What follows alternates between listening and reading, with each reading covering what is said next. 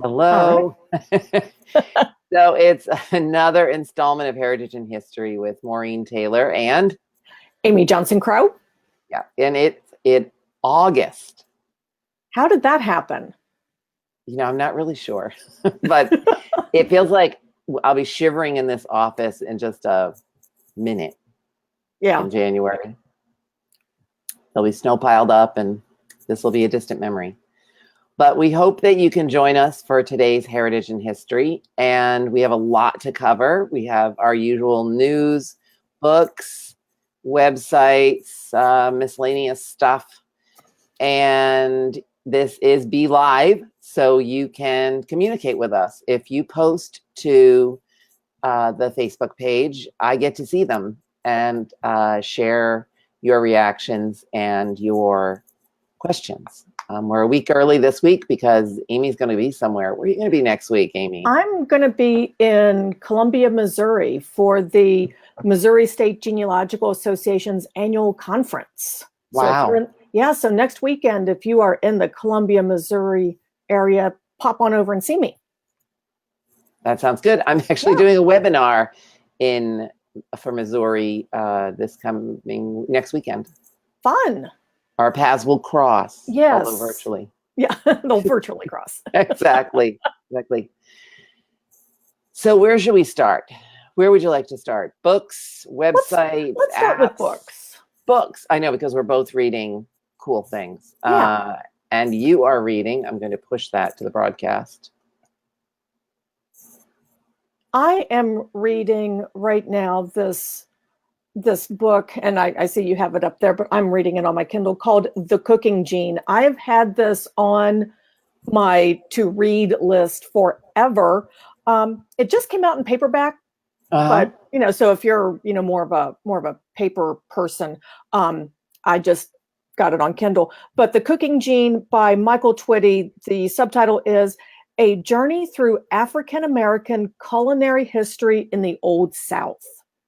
And it is not a cookbook, and it is not a genealogy book per se, although he does have his family tree in the front matter, which, you got to love a book that has a family tree in it. But it takes a look at food history, specifically Southern food, Okay. and how it relates to race. So it's kind of a heavy book. I mean, because he's dealing with issues of race and race relations, and what food, which is so important in all cultures, but has a real special place in Southern culture, how food and the history of food in the South really plays out in terms of where it came from. And it's just his take on it is just fascinating. And he has a quote here. See if I can find it. Oh no, I even highlighted it and I can't find it. Oh my, I hate when my Kindle does that. Well, I'll give you a little bit on African American cooking. So a few years ago, that's when I was living here, so it's within the last 5 or 6 years, my agent called me up and said that she needed my genealogy skills.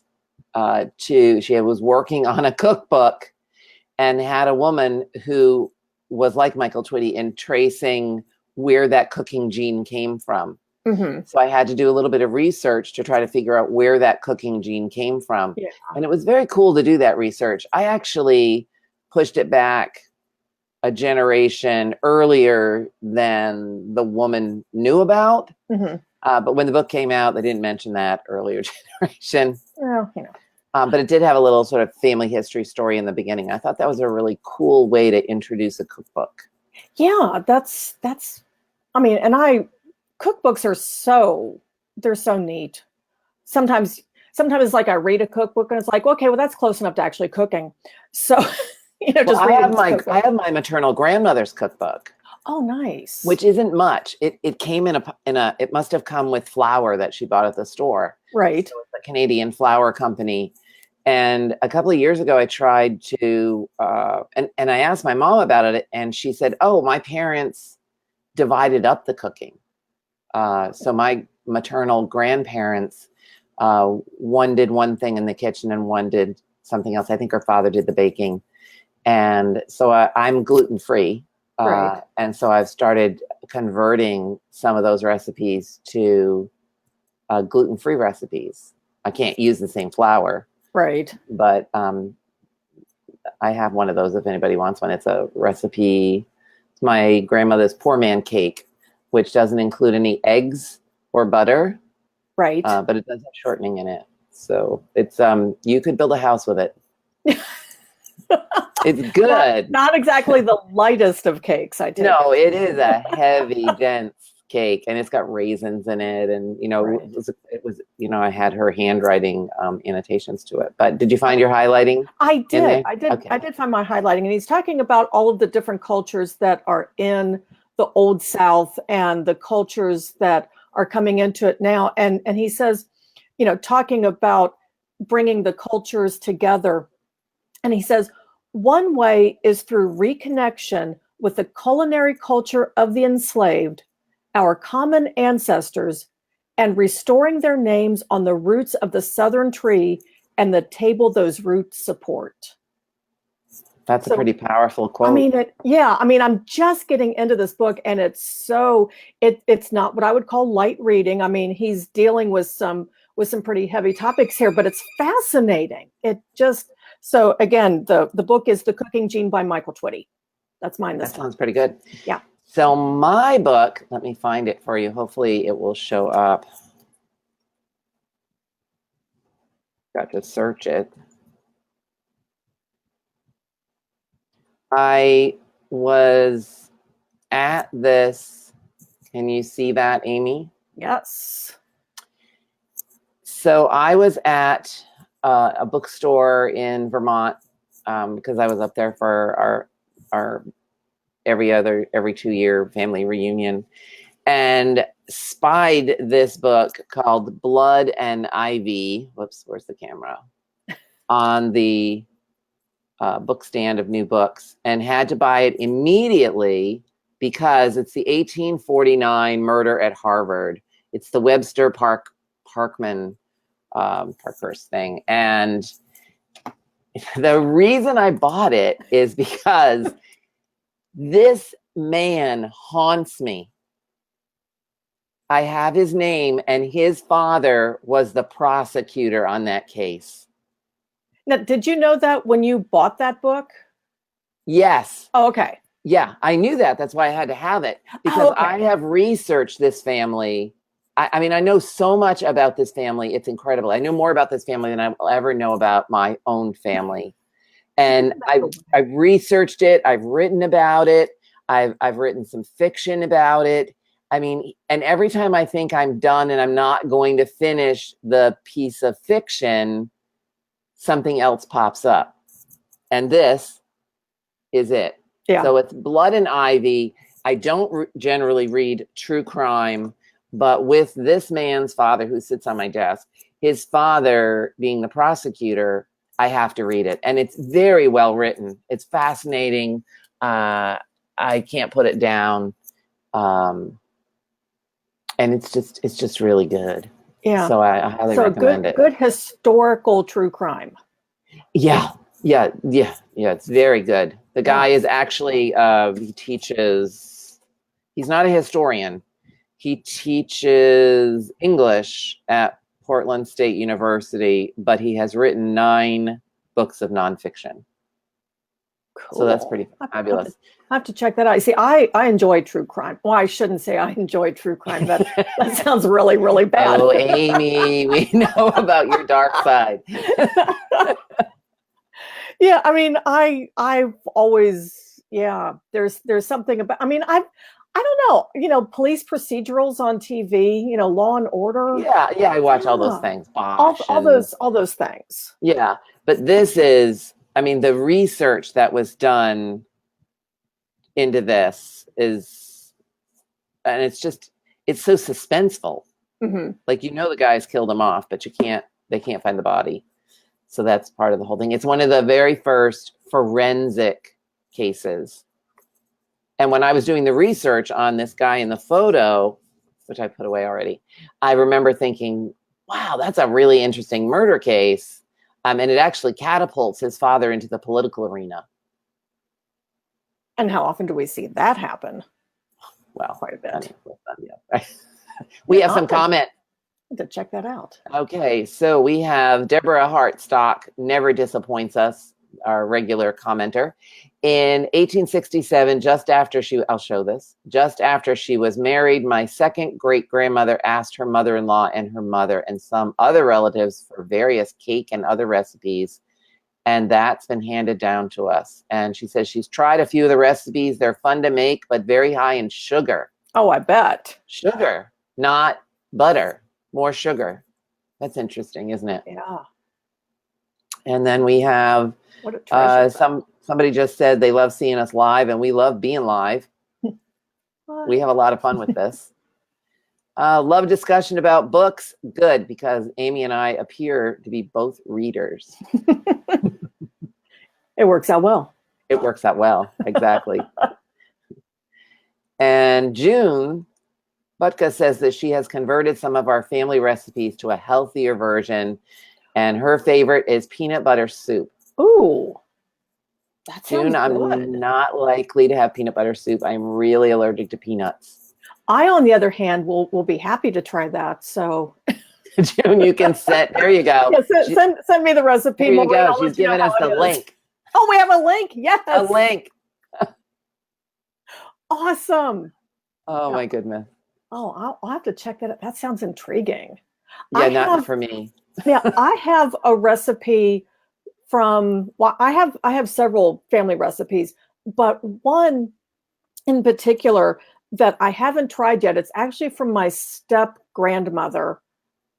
Whole nother story about her, but she really was a good cook. And she has this, and it's in her handwriting.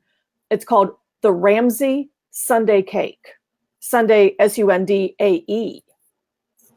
And it ice cream? Yeah. In the cake? It doesn't take ice cream, but I think it's just supposed to be like reminiscent of what you would have in a sundae. And one of these days I'm going to make it. Oh. Should I talk about the cake I made over the 4th of July that I think I didn't actually talk about? So I'm gluten free, mostly dairy free, lactose free, and nut free. And I saw this recipe, one of those recipes that scrolls on your Facebook. Right. Right. And I saw it and I said, I can convert that. It has a layer of crushed vanilla sandwich cookies, a layer of, I use lactated vanilla ice cream, a layer of raspberry sorbet, another layer of the lactose-free ice cream, but you could use regular ice cream, and then another layer of sorbet. And then on the top, you crumble more vanilla sandwich cookies. And in that, you mix a little bit of strawberry Jello powder. So it makes, you remember those strawberry shortcakes on a stick? Right. This is in a pan. Oh. I ate the whole thing. Yeah. Ooh, yeah. That sounds yummy. It was really, really, really good. So we have one. Sorry, and June's on a roll. She's actually has more recipes. She's got a recipe just for me, which is gluten-free applesauce cookies, and those I will try. So thank you, June. It's always good to have a cookie recipe. It is. It was a long family reunion without cookies. Sherry Lynn joined us from the Northwest, and she said she missed the local author's name. So we're not sure which author you missed, either Blood and Ivy by Paul Collins, or The Cooking Gene by Michael Twitty. Yeah, and we'll mention both of these we'll type them out. Yeah. So you have them in the comments. Wow, we spend an awful lot of time talking about food. Yeah, Amy. We must be hungry. I just had lunch, but dessert. I still have that sort of. I'm always up for dessert. Yeah, I have the dessert deficit from being on vacation. It's like there's never anything in the dining hall for dessert. Yeah. And I forgot to bring something. Oh no. I went a whole 5 days without a cookie. How did you survive? Yeah, it was a long time. Should I show the thing that I found online, which I think is very cool? Yes. Show the thing that you found online. Oh God, my goodness, we've got all these Collins. Oh, she wanted Collins. Fun. So I was sort of noodling around online as we do, trying to figure out some things to talk about this afternoon. And I stumbled across this really cool video. I'm not going to play the whole video for you, but if you go to NBCnews.com and scroll down past all the current events, all the other stuff, scroll way down, there will be a really cool story about these two women in Italy who claim to be the last descendants of Mona Lisa. Okay. And it has to have a genealogy bent, angle to it, because they have their family tree painted on a wall of the house. And it's quite beautiful. And they think, and they're, scholars who come up and say this is actually possible. And they sort of look like Mona Lisa, which is kind of interesting. But my favorite phrase in the whole thing was when they talk about how their friend, who's an art historian, came to them and did research in, are you ready for this? Okay. Our archive. Oh. So they not only have this amazing family tree, but they have this amazing archive in the family that people could do research in. I don't know about you, Amy, but I don't have that much stuff. Yeah, not that much. I mean, I suppose any collection is technically an archive, but yeah, no. No. So that I kept thinking, I wonder what's in that archive. Yeah. And so I advise you to watch it. It's like, a 5-minute video. Yeah. And all the videos you get on your feed. This isn't one of them, but if you go to NBCnews.com and scroll way down, you just scroll and scroll and scroll, you get to this story about and I'll share the link on the heritage and history thing. But I thought it was so cool. It was just too cool. Yeah. We have one more comment about food, just because we can't let it go today. Linda Stoll has made a family cookbook with a lot of our favorite recipes from our grandmothers and great-grandmothers. We found out if we wanted the cookies to turn out right, we have to use lard. Mm-hmm. That is right. Yeah. That is right. Absolutely. There's nothing wrong with lard or Crisco. Mm-mm. Not a bit. I mean, and I use butter in all of my baking. I don't use, whatever. Margarine. Yeah, I don't use margarine unless there are a couple recipes I have that specifically call for margarine. I will use Crisco, or there is a Fleischmann low salt margarine that is lactose free. Oh, there you go. Which if you're lactose free, you can't do the butter, but there is a butter. It's from Green Valley dairy stuff, and they make a yogurt, a sour cream, a cream cheese, a kefir, and a butter yogurt too. Oh, cool. Yeah, but I don't know. It's been so many years. Every time I taste butter, I go, oh, and have to stop eating. So, it works the way it is. Do we have any more comments? We're good on that. So you just went to a family reunion, and I went to a family reunion. So yes. What happened at your family reunion? Well, my family reunion, it was, I don't want to say spur of the moment, but it was spur of the moment. One of my cousins, who actually, we had to kind of work around his work schedule because he works in Antarctica. Yeah, truly, he does. I have a cousin who works in Antarctica. He takes care of the facilities maintenance at one of the science stations. And so he was in town, and we had to do this. We were going to have this get together before he goes back to Antarctica in a few weeks. So, and we hadn't had the family get together for a long time, with the exception of, funerals. but a few things that I would do differently, if we would have had a little bit more time to plan. We're already starting to set a date for next year, so we should be ahead of the game. But my cousin brought this little photo album that her mom had some of the old family photos, and most of them I had never seen before. And that was really cool. So I had my little portable scanner, so I was scanning like a mad woman while everybody else was eating. Yeah. But yeah, that was good. That was good. But next time I'm going, what I did, I had the family tree, but I knew I wasn't going to have time to send away to have it printed, Mhm. properly. So I just printed it from my family tree software. And so I'm literally taping together 36 sheets of paper, which was not fun. So next time somebody else is printing it. And I think you have a Yeah, suggestion about that. I do. So this is my husband's family reunion. It's every other year. We always go to Vermont. It has been held in the same place in Vermont for 50 something years. Wow. Right. And the people from all over the world. So the Australians were in the house. The Kiwis came from New Nice. Zealand. And the cousins came from all over. There were 66 of us. Wow. 23 of which were under the age of 10. Wow. Can you say noisy? They're adorable, though. Yeah. I just love talking to all of them, but they look at me like I'm like, ancient. But they're Well, cute. anybody over the age of 20 is ancient Right, to somebody exactly. who's like 8. Yeah, it's a very hyperactive, I shouldn't say that, but it's a very active family.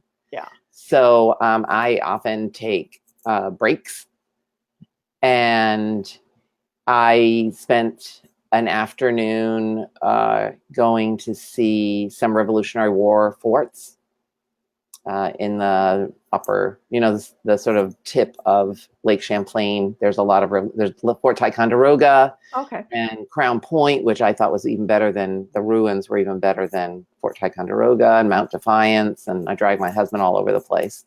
And he took a lot of pictures, and I'll be sharing those later. It was pretty cool to go. But with that many people over that long a period of time, and this reunion started on the family farm in upstate New York I thought it started in like the 40s, but one of my husband's first cousins was saying that no, in fact, it had gone on since the early part of the century.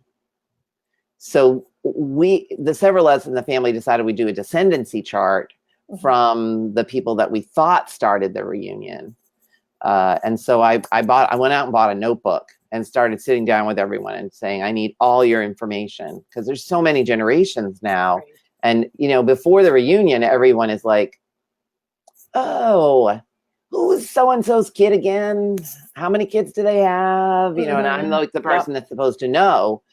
So I decided a descendancy chart would be a good idea. But there's lots of questions that come up, like, who's going to start the descendancy chart? And it seems quite clear that it's going to start with Frederick and May Miller. But then what kinds of information are we going to put on the chart? Are we going to put pictures of people? Anybody that's done a descendancy chart, I'm open for suggestions. Do we put just birth information? Do we put marriage information? We have several people who died rather tragically. So do we put death dates and remind the people that are still around of these events every time they look at the chart? There's some complications. So that have to be answered. And there's so there were 6 children in the family of Frederick and May. And one of those children, 7, one died in World War II. One just split off and has like an entire descendancy chart of his own, I think. Because the question everybody had for me was, well, what about Uncle Ed's family? He had 7 kids, and then his kids had 7 kids, and they had kids. And I was like, I don't know. So You're going to have a really wide chart. Exactly. So now I don't know what to do about it. There's so many questions. And so I went to the familychartmaster.com website because Janet Havorka is at all the conferences. Mhm. And, you know, if anybody knows how to do family charts, it's Janet. So I'm going to have to sign up for a consult with her and say, what should I do? How should we do this? And I have 2 years to do it in. Well, you got time. I But do, it's good to because start now. I know, because I have to research a lot of these people. Yeah. It hasn't been done. So are you going to do a descendancy chart or an ancestry chart? I'm actually thinking of both because I need the descendancy chart just so I can place people, because like you say, you know, we've got so many generations, and this was actually, there were actually some of my dad's cousins. It started out just being a reunion of like my first cousins and our families. But then somebody said, well, hey, what about, you know, Aunt Dora? Sure, you know, she can come too. So we had, you know, so we ended up having like another, you know, a generation up, and then some of their descendants. So I kind of need both ways. They do want both. Yeah. And there is somebody in the family who does have who has done a lot of research. And so everybody keeps saying, do you have Joy's family tree? And I'm like, no, I don't have it. So several people said they send it to me. Mm-hmm. But then I don't know about you, but when I went to the family reunion and everybody knows what I do, I'm the only genealogist in the family. Mm-hmm. I was peppered with questions about, well, I took the 23andMe test. What do you think about that? Well, I took the ancestry test, mm-hmm. or I'm going to take the ancestry test. What do you think? So any of the men who asked me that question, I said, why don't you take the family tree DNA test? Yeah. Why don't you take the Y DNA test? Take the Y DNA test. Right. And it turns out that I just emailed a couple of them because Family Tree DNA is a 20% off sale this week. Ooh. So I'm hoping somebody in the family actually does that. Mm-hmm. Just even one of because this is the reunion. It's the Miller family reunion. Yeah, so I was like, every Miller that asked me, I was like, you should do the Y DNA. Mm-hmm. Forget the ancestry test. Yeah. And anybody else. So we have a bunch of comments here we can catch up on. Janet Roy wants the strawberry shortcake recipe. And yes, I will find it. And because what I do is I find these recipes, I message them to myself on Facebook. So I just have to go through my messages to myself. It works. Amy's going to have a better suggestion for me in a minute. No, well, I mean, when I find something just real quick like that, I've been known to email it to myself. Yeah, that too. But I'm on the phone, on my phone. And so I just mm-hmm. Message it to myself. But yes, I will share that link. I'm getting a long list of things I'm supposed to share. Actually, one of my cousins is watching us today, which is kind of interesting. I'm Maureen's cousin. Yeah, I know.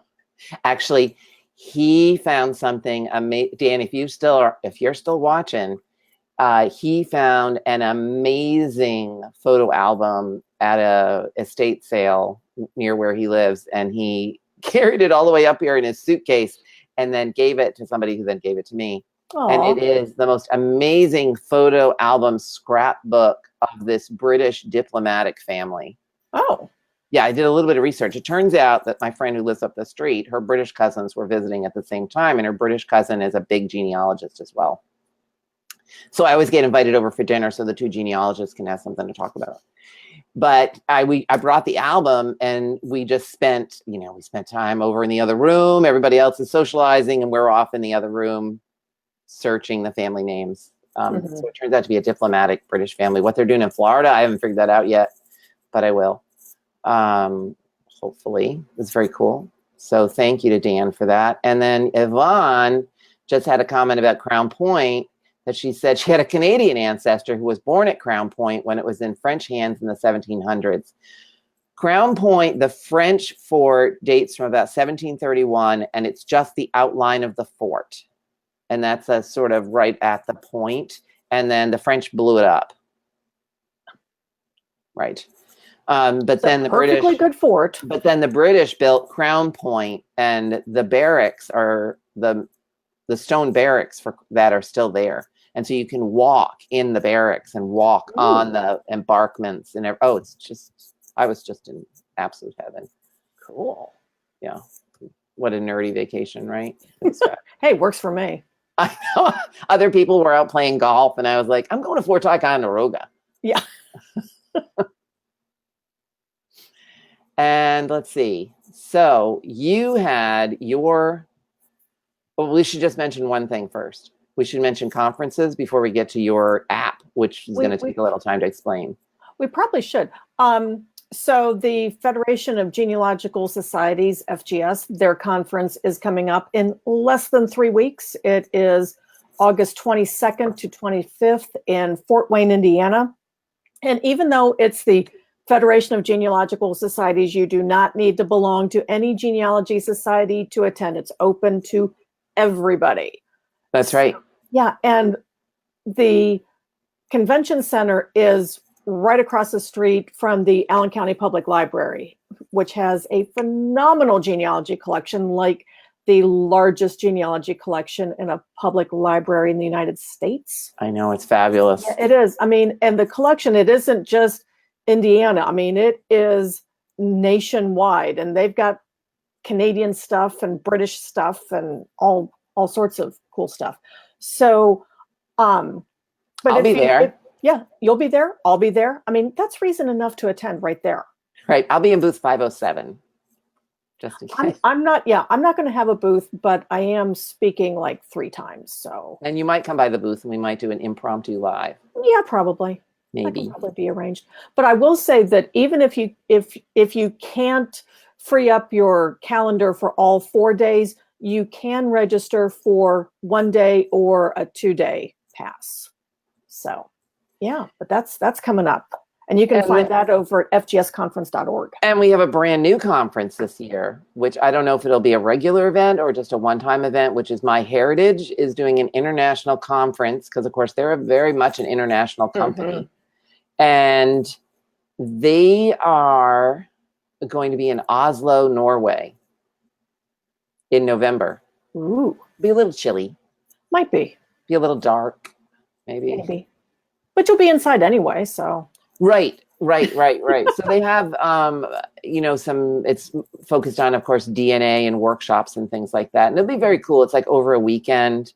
I am very tempted to go. It's a good price. I really want to go to Norway. And Norwegian Air flies right from my little airport. Wow. For cheap. Like super cheap. Well, like I think $500 round trip. Wow. Yeah. Mm. Right. Yeah. It's tempting. That is very tempting. Yeah. All right. You have an app new to you that you want to talk about, which I will try to navigate around. I have not used this, and you can see I have to confirm my email, but I'll do that later. Yeah. It's free. It's free. It's both a website and an app, so you can use it either on your computer or on your phone, and it's called Trello. Trello. You can find it at Trello.com. And it's billed as a project management app. And what you can do is set up little lists. And within these lists, you can make cards and you can move them around. You can invite people to collaborate on a board. So I'm using it right now as part of my business to keep track of some projects that I have. I've combined it, so I have it set up so that it's not only just task management, but I all daily appointments in there. I mean, it's not my main calendar, but it helps me visualize, oh, Amy, you have 4 appointments tomorrow. Do you really think you're also going to accomplish all of these other things that you want to do? Let's be realistic. But I'm also playing around with it to use as a way to create a research plan for my genealogy. And I'm still playing around with that, but I think that there's a lot of potential there. So I am You'll have with to that. But keep again, us that's called, posted. Yeah. So that's what I've been playing with is Trello. We can play with it for the next Heritage in History. We can. We could do our little agenda in there. Yes, we could. Now that I have an account. Yeah. No. Anybody else use Trello? Silence. Silence. Try it out. Yeah, like I said, it's mainly billed as a project management, but I think that there's a lot of possibilities on how you could use it as part of your genealogy research and keeping a good plan. I use a bright orange sticky pad. That's about this big. Nothing wrong with that. Yeah, it's a big pad. There are And a we lot of had things I another have to do on comment if I could paper. find it. Here we go. Oh, here. Oh goodness, we've got all these. Oh, my cousin says thank you. June says she also uses Messenger. Deborah Hartstock of our British people says Oslo was a fascinating city. And Sherry Lynn told us about another conference, the New York State Family History Conference in Tarrytown. That's right. Oops. 2 people use Trello. Jenny? Yeah, I'm like I said, I'm loving it for my business, and I really think that there's some other good applications for it. So I'm going to play around with it a little bit more and keep you posted. Maybe I'll try it. I don't know. I'm pretty awful at that. I'm a paper-based person for some things. For some things, I am very paper-based, but I'm thinking that it could be a good way to, when you're doing research, to dump some ideas so you don't, so that you have the idea, that record collection that it's really cool and you want to go through it, but that's how you end up going down a rabbit hole and you never get back to what it was you originally started researching. So I'm thinking that this might be a good way to at least get some of that other stuff. Have a place for it. Yeah. Maybe. We'll try it. Yeah. I was getting messages that I can no longer see, but I don't know what happened to them. Yeah, so, Amy, do we have a date for September? Do we have a date for September? September 6th, maybe? Well, let me pull up my calendar. Because September 13th, I will be on the West Coast. Well, let's do September 6th then. Okay, so join us for Heritage and History on September 6th. By then, we will be back from FGS. Yes. And maybe we'll have made some really cool discoveries at the Allen County Public Library. Oh, I'm sure. June said our live, here we go, is her rabbit hole for today. With all that we've suggested, you're going to be a little busy. Yeah. And John said, has a question for you, Amy, about Trello. The app is available in the App Store, yes. I will download it today. Although I have to say I prefer it on my, just in my browser, on my computer, only because it tends to get kind of wide. But yeah, I do have the app, and it is good for just dumping a couple quick things in there, but I do prefer using, if I'm going to use it a lot, I tend to use it on my computer. So Susan Hayes says that she has the app and she uses it on her phone. Yeah. We'll try it. I've been trying to use more Apple reminders, but mostly I just keep a running note in my calendar. I buy a calendar that has a memo section in it, and I just write everything I have to do. Everything, yeah. In there. So enough for today. I have a nice sort of frozen treat in my future. I think I have one of those too. It's hot here. I don't think it's that hot here, but I figure Thursday, that's a good enough reason to have ice cream. It's a good enough reason. I can make up for all those treats I missed on vacation. Exactly. You went 5 days without a cookie. You need a good frozen treat. I have no idea how awful that is. I'm such a cookie person. All right. So we will see everyone again on September 6th. We'll have new things to talk about. Amy and I will probably have found some new books. I actually bought 2 books at the bookstore in Vermont. So I'll be talking about that other book next month. It's not a reading book, more of a reference book. But thank you all for joining us. And I will share everything that you asked me to share in just a minute. Bye, Amy. Bye.